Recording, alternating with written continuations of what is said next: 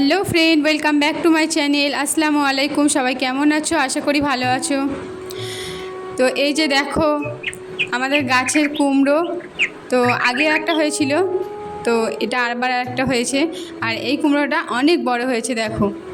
তো কুমড়োটা দেখে তো আমি অনেক খুশি, আর ভালোই পেকে গেছে। তবু আর কিছুদিন থাকলে আরও একটু বড় হতো।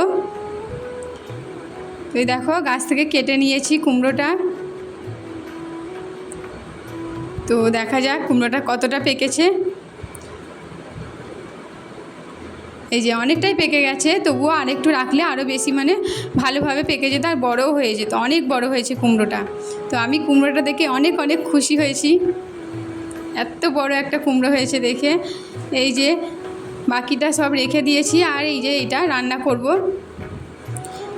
পাশে সবাইকে একটু একটু করে দেব।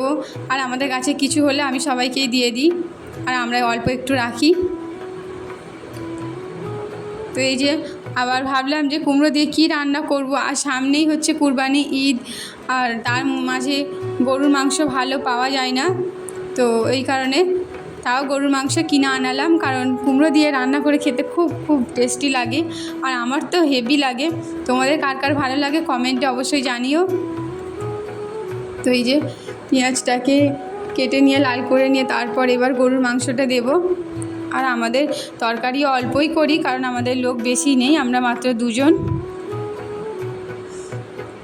তো তোমাদের ভাইয়া সকালেই নিয়ে চলে যায়, আলাদা তরকারি করে দিই ওনাকে। আর তারপর দুপুরে আমাদের জন্য আলাদা আবার করতে হয়, কারণ গরমের সময় তো থাকবে, ওনা খারাপ হয়ে যাবে, ওই কারণে দুবার করে আমি রান্না করি।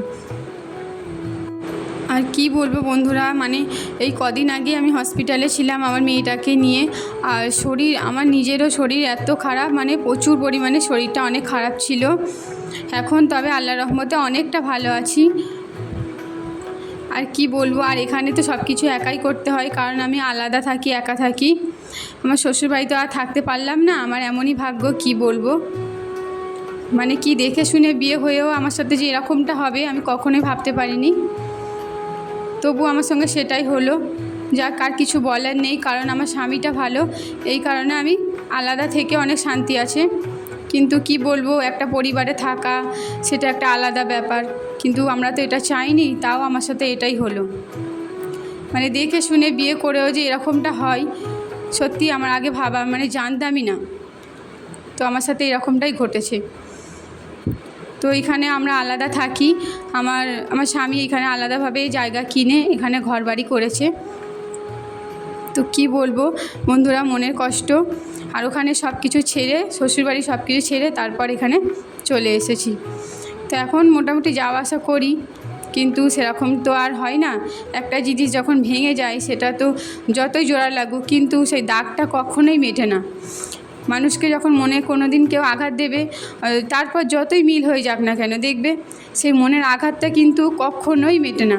সেই আঘাতটা কিন্তু ঠিকই থাকে মনের ভেতরে, সেই ক্ষতটা কিন্তু কখনোই মুছে যায় না। তো কি করব, যাক, মনের কষ্ট মনেই থাক।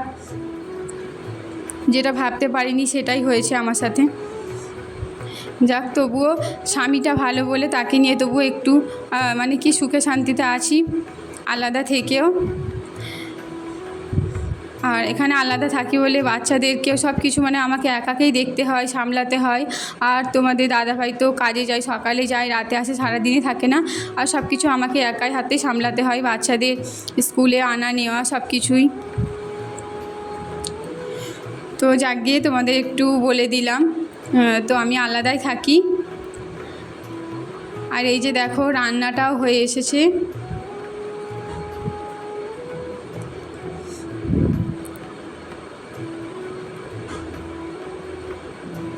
আর কুমড়ো তরকারি না, লাল কুমড়ো মিষ্টি কুমড়োটা আমার এত এত টেস্টি লাগে যে কি বলবো, প্রচুর পরিমাণে ভালো লাগে। তো এই যে দেখো রান্নাটা প্রায় হয়ে এলো। আর রান্না শেষে আমি একটুখানি চিনি দিয়ে দিই, কারণ মিষ্টি কুমড়ো, ওই জন্য একটু চিনি দিলে টেস্টটা আরও দারুণ হয়। আর এই যে দেখো তার মধ্যে আমি একটুখানি কুমড়ো ভাজাও করে নিয়েছি। তারপরে এই যে তরকারি নিয়েছি আমি আর আমার মেয়ে খাবো বলে। এই যে দেখো কুমড়ো ভাজা, ভাত সব নিয়ে নিয়েছি।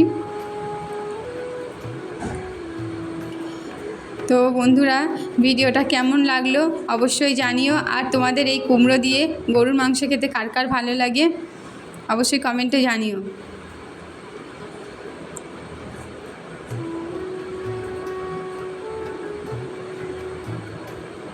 এই যে এবার ভাত খাওয়া শুরু করব। তো আজকের মতো এখানেই। আল্লাহ হাফেজ, সবাইকে ভালো থেকো, সুস্থ থেকো।